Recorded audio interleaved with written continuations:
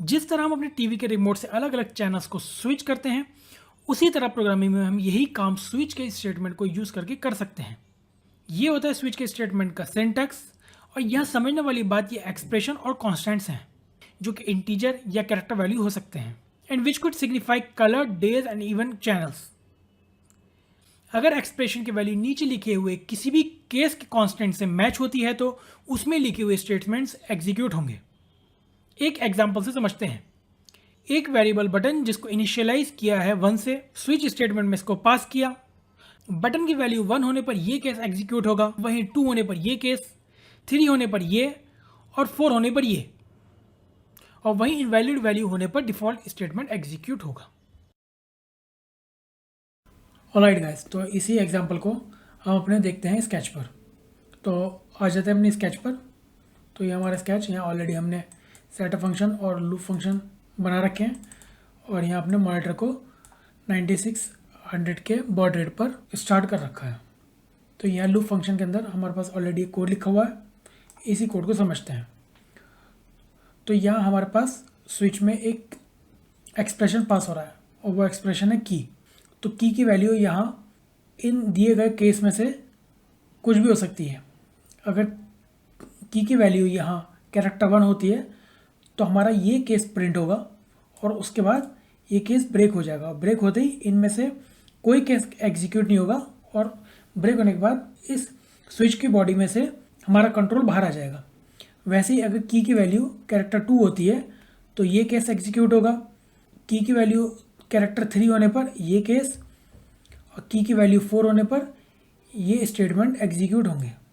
वहीं की वैल्यू अगर इन चारों में से कोई नहीं होती है तो डिफ़ॉल्ट केस एग्जीक्यूट होगा जहां हमारे पास प्रिंट होगा इनवैलिड चैनल। ओके दोस्तों, तो अब हमें ये देखना ये है कि हम की वैल्यू कहाँ से पास करें, हमें की वैल्यू कहाँ से मिलनी है। तो अगर हम एक की वैल्यू कोई यहाँ इस तरह करके लेट से कैर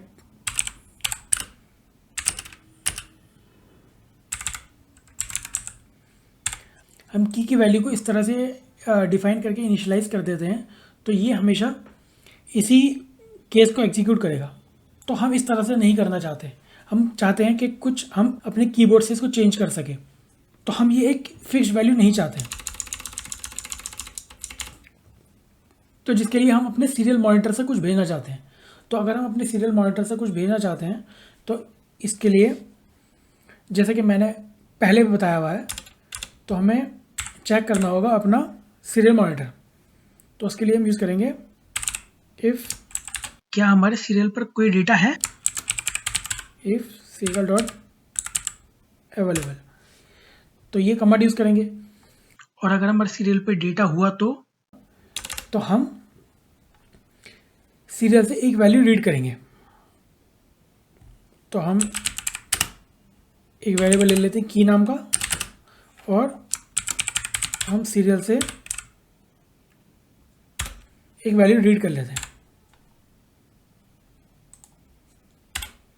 तो इस कमांड से हमने अपने सीरियल मॉनिटर को चेक करा क्या वो अवेलेबल है, और अगर अवेलेबल है तो यहाँ से हमने एक कैरेक्टर रीड किया जो कि कीबोर्ड से आने वाला है, जिसको हमने एक की टाइप के वेरिएबल में रखा जो कि कैर डेटा टाइप का है। तो अब हम यहाँ क्या करते हैं कि इस पूरे स्विच के स्टेटमेंट को उठाकर हम इफ़ की बॉडी में डाल देते हैं। ऑलराइट,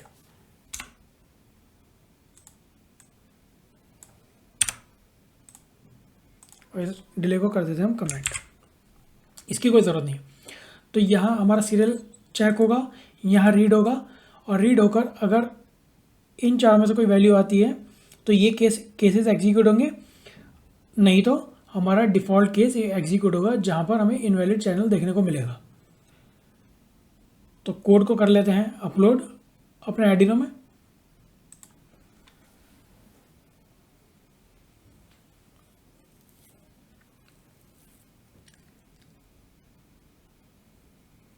दोस्तों हमारा कोड अपलोड हो चुका है। सीरियल मॉनिटर खोल लेते हैं अपना, सीरियल मॉनिटर खुल चुका है। तो दोस्तों यहाँ पर हमें अपनी कमांड देनी है और उससे पहले हमें नो लाइन एंडिंग पर हमें इसको सेलेक्ट कर लेना है अपने सीरियल मॉनिटर को।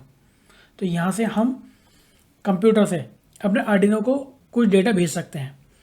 देखते हैं, अगर हम लेट से 1 आर्डिनो को भेजते हैं तो क्या होता है, 1 यहाँ 1 टाइप करना है और एंटर मार देना है। तो जैसे ही हम एंटर करते हैं तो हमारा ये केस एग्जीक्यूट हो गया है।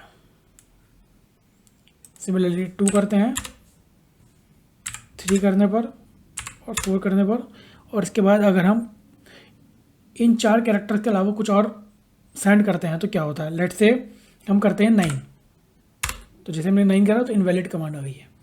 वैसे ही अगर हमने कुछ और कैरेक्टर यहाँ से सेंड किया लेट से T, तो भी यहाँ इनवैलिड कमांड आ जाएगी। तो दोस्तों मैं उम्मीद करता हूँ कि ये स्विच के स्टेटमेंट आपके समझ में आए होंगे। तो हम इन केसेस की जगह पर हम अपनी एलईडी को मल्टीपल टाइम ब्लिंक करना, सिंगल टाइम ब्लिंक करना, अलग स्पीड से ब्लिंक करना, इस तरह के कोड्स भी लिख सकते हैं।